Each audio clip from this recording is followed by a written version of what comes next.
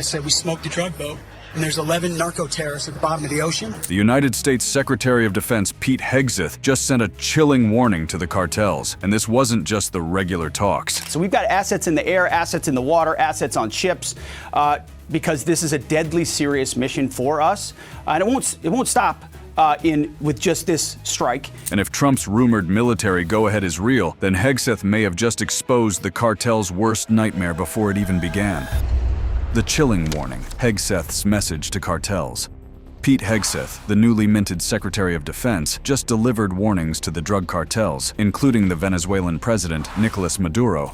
No, the only person that should be worried is Nicolas Maduro, who's running effectively as a kingpin of a narco state, not actually elected, and indicted for $50 million by the United States. That media outlets described as chilling. The precision of Hegseth's language revealed the calculated nature of the administration's psychological warfare campaign. By directly naming Venezuelan President Nicolas Maduro as a kingpin of a drug narco state, Hegseth wasn't merely commenting on alleged criminal activities. He was designating him as a legitimate military target under the same legal framework used against terrorist leaders worldwide. The transformation of Pete Hegseth from Fox News host to Secretary of Defense had been one of the most controversial aspects of Trump's second-term appointments. His background as a combat veteran who had served in Iraq, Afghanistan, and Guantanamo Bay provided him with credibility on military matters. But his unconventional path to the Pentagon had raised eyebrows among career defense officials. Yet it was precisely this outsider status that made Hegseth's messaging so effective. He wasn't constrained by the diplomatic niceties that had traditionally governed U.S. communications with foreign adversaries. Instead, he spoke with the blunt directness of a combat veteran who had seen the human cost of America's enemies firsthand. So Nicolas Maduro, as he considers whether or not he wants to continue to be a narco trafficker,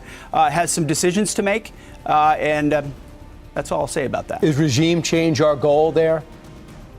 Well, that's a presidential decision, and we certainly understand the indictment. The implications of Hegseth's words extended far beyond Venezuela. His carefully parsed language about regime change, neither confirming nor denying it as an objective, was designed to create uncertainty and fear among cartel leaders and their government protectors throughout Latin America. This was psychological warfare at its most sophisticated, using ambiguity as a weapon to keep enemies guessing about American intentions. The legal foundation for this dramatic escalation had been carefully constructed over months. A secret August 2025 Pentagon directive had authorized military force against designated cartels, treating them under counterterrorism laws like the 2001 authorization for use of military force. This enabled operations at sea or on foreign soil without new congressional approval, fundamentally altering the rules of engagement in the drug war. The semantic transformation was equally significant. The designation of cartels as foreign terrorist organizations in early 2025 had legally reclassified these groups from criminal enterprises to enemy combatants. This wasn't merely administrative paperwork. It was a fundamental shift that unlocked an entirely new arsenal of military and intelligence tools. We have the absolute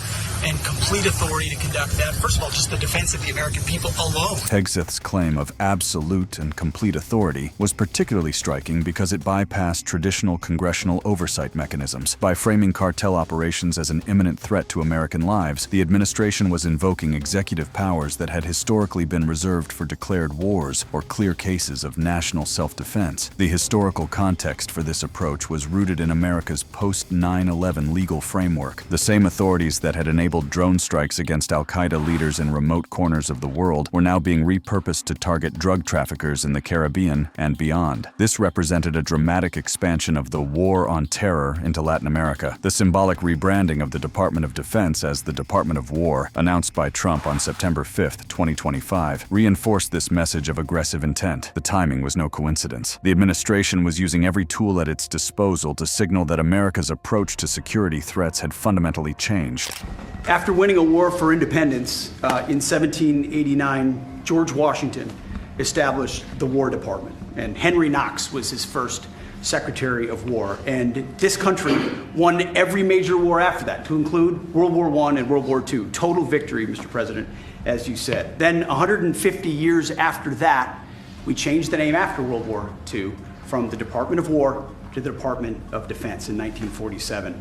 And as you pointed out, Mr. President. We haven't won a major war since. The historical framing that Hegseth employed was deliberately chosen to resonate with both military personnel and the broader American public. By linking the name change to America's track record of military victories, he was arguing that semantic changes could drive operational success. The message to cartels was unmistakable. America was no longer playing defense, it was going on the offensive.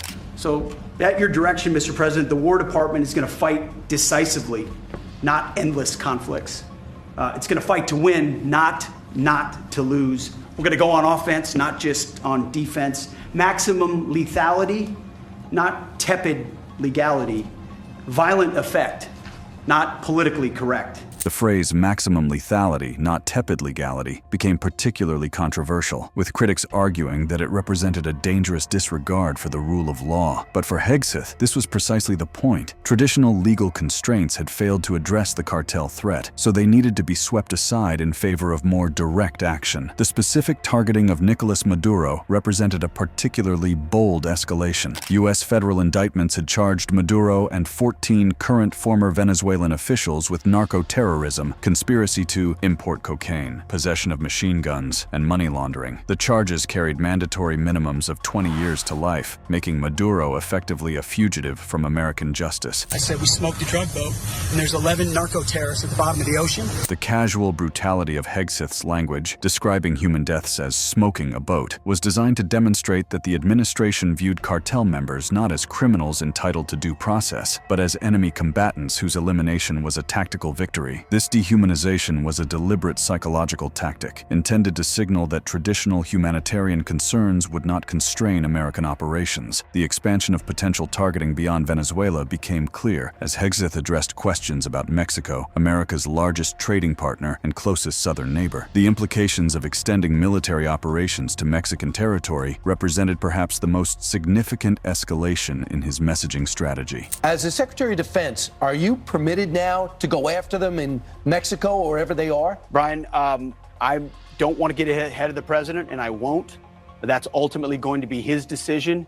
But let me be clear, all options will be on the table. The suggestion that military operations could extend to Mexican territory, even with the caveat about presidential approval, sent shockwaves through diplomatic circles. Mexico's President Claudia Sheinbaum had firmly rejected any U.S. military intervention on Mexican soil, but Hegseth's language suggested that such concerns were secondary to American security interests. The military is shifting toward an understanding of homeland defense on our sovereign territorial border. That is something we will do and do robustly. It's going to be a very bad season for criminals. The promise of a very bad season for criminals was deliberately ambiguous, designed to create uncertainty about where and when American forces might strike next. This uncertainty was itself a weapon, forcing cartel leaders to divert resources from operations to security and creating paranoia within their organizations. The psychological impact of Hegseth's warnings was amplified by their delivery method. Rather than relying solely on formal diplomatic channels or written statements, the administration chose to deliver its messages through television interviews and social media, ensuring maximum visibility and impact among target audiences across Latin America. The domestic political context was equally important to understand. Public polls showed strong support for aggressive anti-cartel measures, with many Americans frustrated by the ongoing opioid crisis and traditional law enforcement's apparent inability to address it effectively. Hegseth's tough rhetoric resonated with voters who wanted to see their government taking decisive action against the sources of fentanyl that were devastating American communities. The international legal implications of this messaging campaign were profound and controversial. Legal experts warned that the approach could violate international law, potentially constituting extrajudicial killings without clear self-defense justification. But Hegseth and the administration appeared unconcerned with such constraints, viewing them as obstacles to effective action against urgent threats.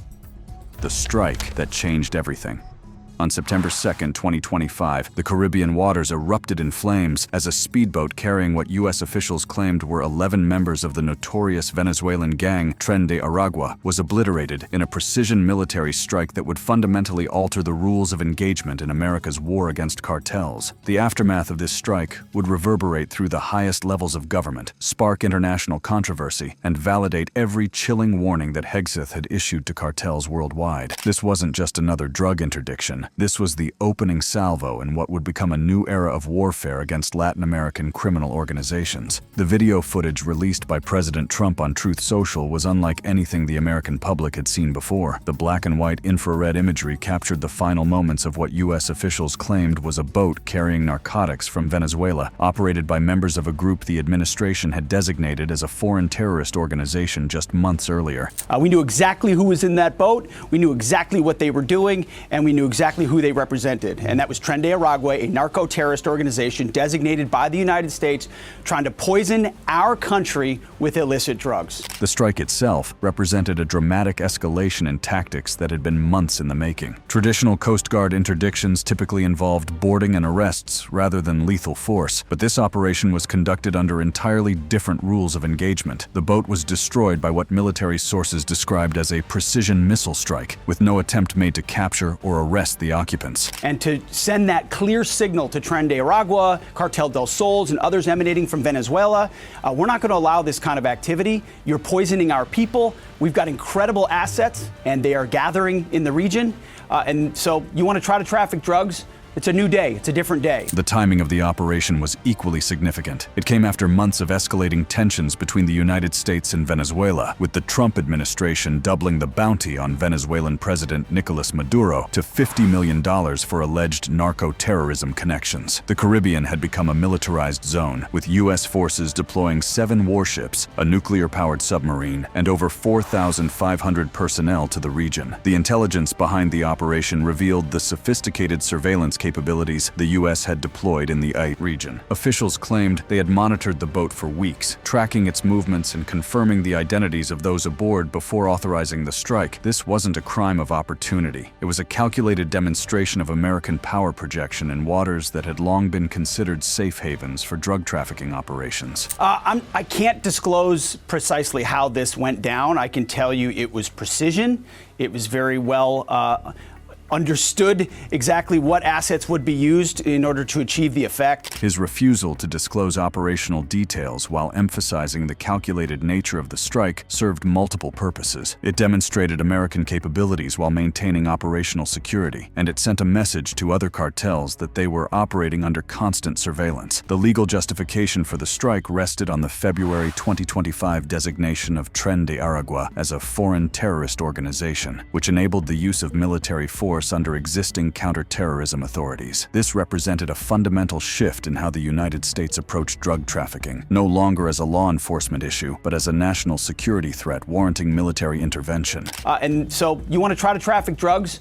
It's a new day. It's a different day. And so those 11 drug traffickers are no longer with us, sending a very clear signal that this is an activity the United States is not going to tolerate in our hemisphere. The human cost of the operation was stark. 11 people dead, with no attempt made to verify their identities or provide due process. This drew sharp criticism from libertarian voices within the conservative movement, with Senator Rand Paul arguing that even the worst people in our country still get a trial. But for Hegseth and the Trump administration, the operation represented something far more significant than a single tactical victory. It was the concrete manifestation of the chilling warnings he had been delivering for months, proof that America's threats were not empty rhetoric, but promises backed by overwhelming military force. So we've got assets in the air, assets in the water, assets on ships, because this is a deadly serious mission for us, and it won't stop with just this strike. The promise embedded in Hegseth's words was unmistakable. This was just the beginning. The Caribbean operation had demonstrated American capability and resolve, but the messaging that followed made clear that this represented a new operational tempo rather than a one-off event. The United States had crossed a tactical and legal Rubicon, moving from threats to action. The international reaction was swift and divided. Venezuelan officials condemned the strike as an act of aggression and claimed the video footage was AI-generated propaganda, though independent verification by BBC Verify found no evidence of manipulation. The strike occurred in international waters, adding another layer of legal complexity to an already controversial operation. And it's important for the American people to protect our homeland and protect our hemisphere. So their leader, Maduro, who we put a $50 million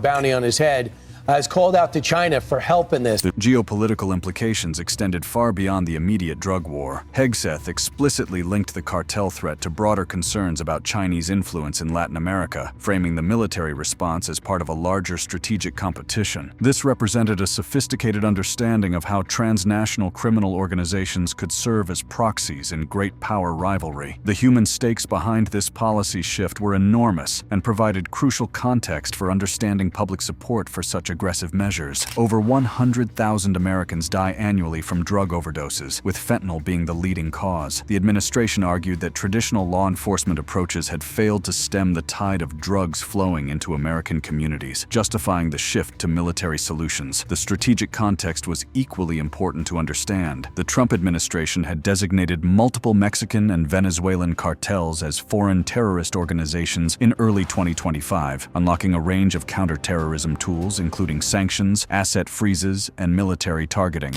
President Trump has designated these groups as terrorist organizations, and we are unflinchingly treating them as such. This represented the culmination of efforts that had begun during Trump's first term but were never fully implemented. The precision of the strike demonstrated the sophisticated intelligence and surveillance capabilities that the United States had quietly deployed throughout the Caribbean. Multiple forms of intelligence, satellite imagery, electronic intercepts, human sources, and real-time surveillance had been coordinated to enable the precise targeting of a single vessel in vast ocean waters. This level of intelligence coordination suggested that the Caribbean operation was not an isolated incident, but part of a comprehensive surveillance network that could enable similar strikes throughout the hemisphere. The message to cartels was clear. Nowhere was safe from American surveillance and targeting capabilities. The symbolic power of the strike extended beyond its immediate tactical impact. By releasing dramatic video footage of the explosion, the administration was engaging in psychological warfare designed to create fear and uncertainty among cartel organizations throughout Latin America. The visceral impact of seeing a boat and its occupants obliterated in real time was intended to make every cartel member question whether their next operation might be their last.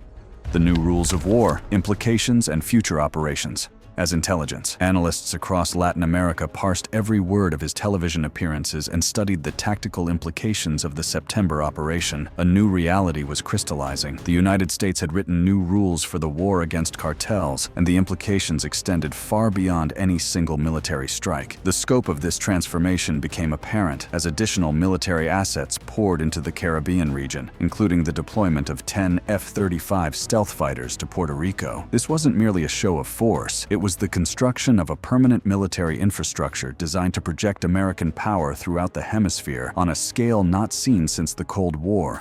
As you know, the security of the hemisphere that we share is a top priority for President Trump and for the United States Department of Defense. The security threats that we face right now are real and they are present. But together we are making progress to stop mass illegal migration from around the world.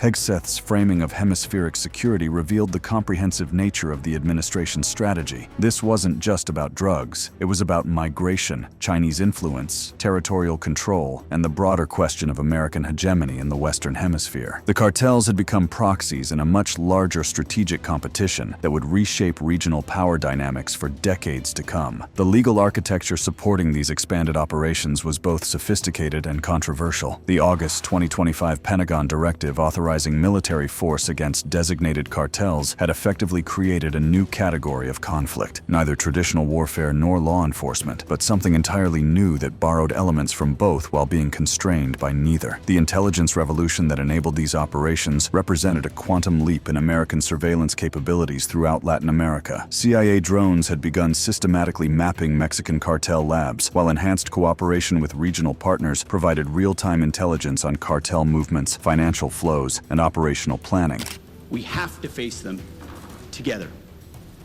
America will confront, will deter, and if necessary, defeat these threats alongside all of you, our close and valued partners.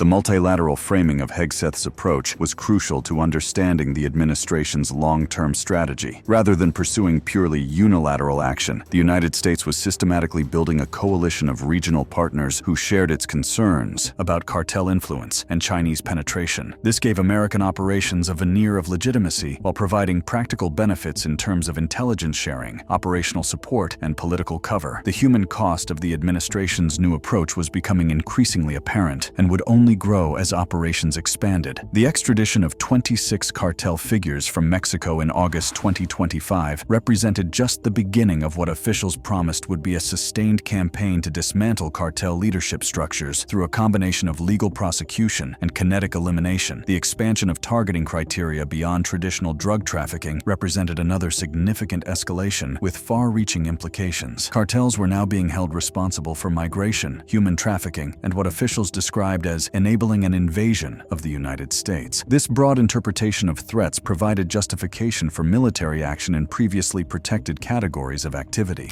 China-based companies are capturing land, critical infrastructure in strategic sectors, such as energy and telecommunications. China's military has too large of a presence in the Western Hemisphere. The Chinese dimension of Hegseth's messaging added another layer of complexity to the administration's strategy that would have implications far beyond the immediate cartel threat. By explicitly linking cartel operations to Chinese influence in Latin America, the administration was positioning its anti-cartel campaign as part of broader great power competition. This framing made it easier to justify significant military expenditures and increasingly aggressive actions as necessary components of strategic competition with Beijing. The technological aspects of the new approach represented a revolution in how the United States monitored and responded to transnational threats. Advanced surveillance systems, including satellite imagery, electronic intercepts, and drone networks, provided unprecedented visibility into cartel operations across multiple countries simultaneously. This intelligence advantage was being leveraged not just for immediate tactical gains, but for strategic disruption of entire criminal networks spanning continents. The economic warfare component of the strategy had proven particularly effective in ways that traditional military operations alone could never achieve. Treasury. Sanctions had frozen hundreds of millions in cartel assets, while enhanced cooperation with Mexican authorities had disrupted money laundering networks that had operated with virtual impunity for decades. President Trump has made it clear that the Panama Canal and the canal areas cannot and will not be controlled by China. We are working closely with our partners in Panama to secure the canal and advance our mutual security interests. We together are taking it back from Chinese influence. The expansion of American security concerns to include critical infrastructure like the Panama Canal demonstrated the comprehensive nature of the administration's hemispheric strategy. This wasn't just about immediate threats from drug trafficking. It was about long-term strategic positioning in competition with China and other adversaries for influence over the most important trade routes and economic choke points in the Americas. The operational tempo of American military activities in the region had increased dramatically since the Caribbean strike, creating a new normal of constant American military presence throughout Latin America. Regular patrol flights, enhanced maritime surveillance, and expanded cooperation with regional militaries had fundamentally altered the security environment in ways that would persist long after any immediate cartel threats were addressed. That's the reason I'm proud to be the first Secretary of Defense to attend CENTSEC, the first to be in Panama in over 2 decades. President Trump has made our hemisphere, our friends, our borders, a high priority in his administration, and it will continue to be so. The symbolic significance of Hegseth's unprecedented attendance at regional security conferences signaled the administration's commitment to sustained engagement in hemispheric affairs that would outlast any single presidential term. This wasn't a temporary surge in attention. It was a fundamental reorientation of American foreign policy priorities that would reshape diplomatic and military relationships throughout the region. The domestic political implications of Hegseth's approach continued to be profound and largely supportive. Public support for aggressive anti-cartel measures remained strong, particularly among communities directly affected by drug violence and addiction. Families of cartel victims had begun expressing hope that the new approach might finally deliver justice for their losses and prevent future tragedies. This is not globalism or interventionism. Instead, this is a golden age of shared national interests.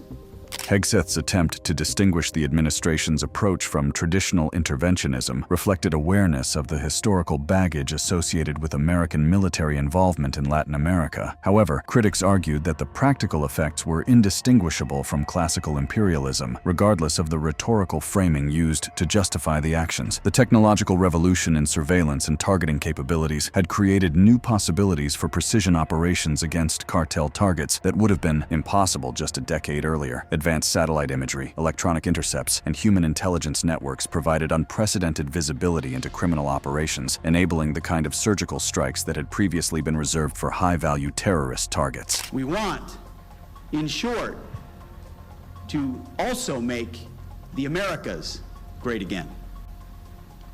Together, we will secure a prosperous and peaceful region for our people and a promising future for our kids and for our grandkids.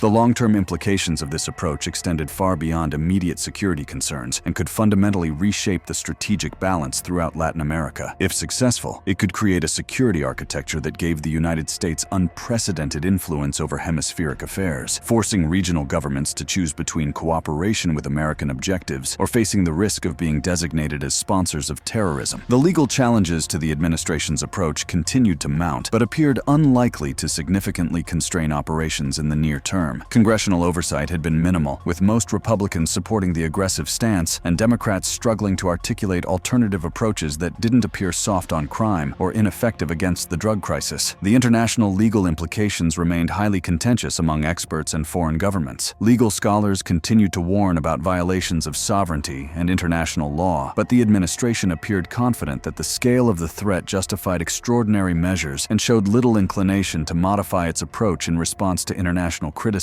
The potential for cartel adaptation and evolution in response to military pressure represented a significant challenge that could undermine the entire strategy. Historical experience suggested that criminal organizations were highly adaptive, often responding to pressure by fragmenting into smaller, more violent groups or shifting to new operational methods and territories. The risk that military action could create more numerous and harder-to-track criminal organizations remained a significant concern among experts who had studied previous anti-cartel campaigns. The potential for unintended consequences, including increased violence, refugee flows, and regional instability, loomed large over the administration's aggressive approach. The domestic political sustainability of the campaign would ultimately depend on demonstrating concrete progress in reducing drug flows and violence. While public support for aggressive anti-cartel measures was strong, sustained military operations abroad historically faced declining public support if they failed to achieve clear objectives within reasonable timeframes. The success metrics for the campaign remained somewhat unclear, making it difficult to assess long-term effectiveness. While drug seizures had increased and some cartel operations had been disrupted, the underlying drivers of drug trafficking, American demand, poverty in source countries, and corruption in transit states remained largely unaddressed by military solutions. As the dust settled from Pete Hegseth's chilling warnings and the violent demonstration of their credibility in the Caribbean, it became clear that the United States had embarked on a path that would fundamentally alter hemispheric security relationships for years to come. The combination of military force, economic pressure, intelligence operations, and psychological warfare represented a comprehensive approach to transnational crime that went far beyond traditional law enforcement methods. Click on one of the cards on your screen to see more videos like this.